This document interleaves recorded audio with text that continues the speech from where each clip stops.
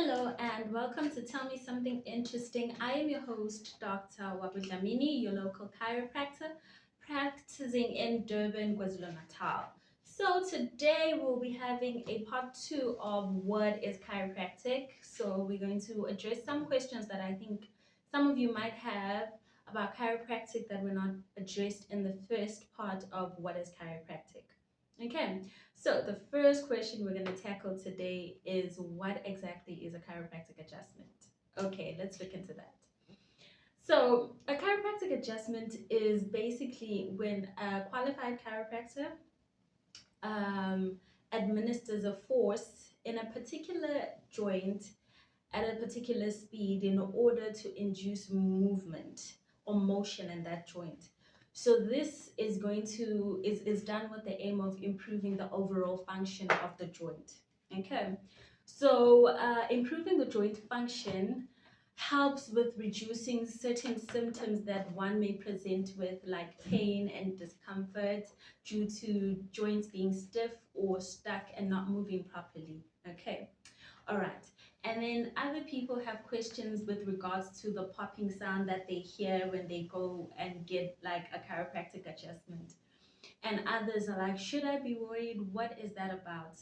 Okay, so the popping sound is just, it's nothing to be worried about. It's mostly just gas moving in a joint or being emitted in a joint due to the force being applied to the joint. Okay, so in the joint you have your synovial fluid, you have a little bit of gas bubbles that can accumulate inside the joint, and this change in kind of pressure that results in the joint due to a chiropractic adjustment can result in that pop sound, which is nothing to worry about. It's just that sound that is produced by the joint, maybe related to the gas or just the joint itself moving at a certain speed or amplitude. Okay, so that is that. And then another question that people have is, why didn't I hear that popping sound? Because other people go to a chiropractor and with the excitement, of course, and the hope that they will hear that popping sound so that they can be like, yes, my joint is finally relieved. And they go there, they have a session, and then there's no pop sound. And they're like, wait, what happened? Was I really with a chiropractor? Is this chiropractor qualified enough? So that is nothing to worry about. Sometimes it does happen that you don't hear a popping or a clicking sound. That does not mean the chiropractic adjustment was not effective. Remember, the whole point of chiropractic adjustments is so that we can induce motion that helps to improve your overall function. So yes, it can happen that you don't hear any pop or cracks during your chiropractic session, but that is not to mean that the session or the treatment was not effective. Okay, all right. So let's see. Going on to another point is, can chiropractic treatment be dangerous or risky? This is a very, very good question. So first of all, let's address the fact that you should not be getting adjusted by your friends, relatives, or whoever, because this is a profession that unfortunately some people don't take seriously, because they feel like, oh, I always crack my knuckles, and oh, I have a cousin who, when my back hurts, I can just go to and he'll pop me out. I don't have to pay for a session. You need to understand that we are trained professionals. We know when to adjust and when not to adjust.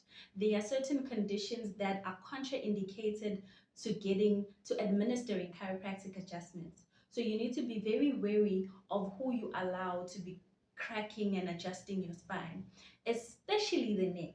Especially the neck, because with the neck there is the risk of having to stroke someone. So you can get a stroke due to a chiropractic adjustment. Now, this is a very rare occurrence, but it does happen. And this may happen due to several factors that, if you are not qualified, you would not know to look out for them and try to make sure you do not administer a C-spine adjustment in that case. So yes, there are certain risks that are involved with getting a chiropractic adjustment, just like any other form of treatment. You always look at your medical prescriptions or whatever, and you see a whole list of side effects, but nonetheless you take it because they are rare, most of the time, and some of them are very mild side effects. So just like that, also with chiropractic, there are risks that are rare but can occur, and some of them of course are bad, like severe, like a stroke. Of course, a stroke is something to take very seriously because it can lead to a lifetime of impairment. So that is something to watch out for. And then some people who have disc herniations or disc injuries can come through for chiropractic adjustments. And sometimes chiropractic adjustments, instead of making your disc injuries better, may heighten or irritate your disc injury and make it worse. So yes, you need to make sure that you go to a qualified chiropractor and they will know which kind of adjustments to avoid if you have an existing disc injury. So I'm just highlighting the importance of that because I know that a lot of people tend to take it lightly and they just like, oh, anybody can do that. Why are they even doctors? Blah, blah, blah, blah, blah. So much can be said about so many things. So let me just move on now that I've addressed that and cleared that. Yes, there are certain risks associated with chiropractic adjustments, and yes, some people that have unfortunately fallen under the rare few that have like adverse reactions to chiropractic adjustments have unfortunately been the victims of this whole thing. But also some of the propaganda that is spread about chiropractic and the risks involved and how someone got adjusted and this happened, some of these stories, if you actually trace and find out if this was really done by a qualified chiropractor, more times than none, I have found that it was done by some people. Just go to their local barber and they get a haircut, and after getting a haircut, this barber thinks that they're qualified enough or they have the skills to just administer chiropractic adjustments, and they click people and crack people, and it's all fun and games until they crack the wrong person, and then all of a sudden, oh, chiropractic adjustments are so dangerous.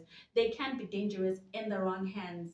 They can be dangerous if you go to anybody for cracking. So please understand that. And I also know that there are some massage therapists who think just because they do deep tissue massage and sometimes they crack a bone or two, they are qualified to just go around cracking people. I've had people who say that they were just in a spa getting a regular massage, and then all of a sudden this masseuse just started cracking their bones up. It is dangerous for you to go cracking people's bones without the necessary qualification, because you do not know what to look out for and how to properly evaluate a person before adjusting them.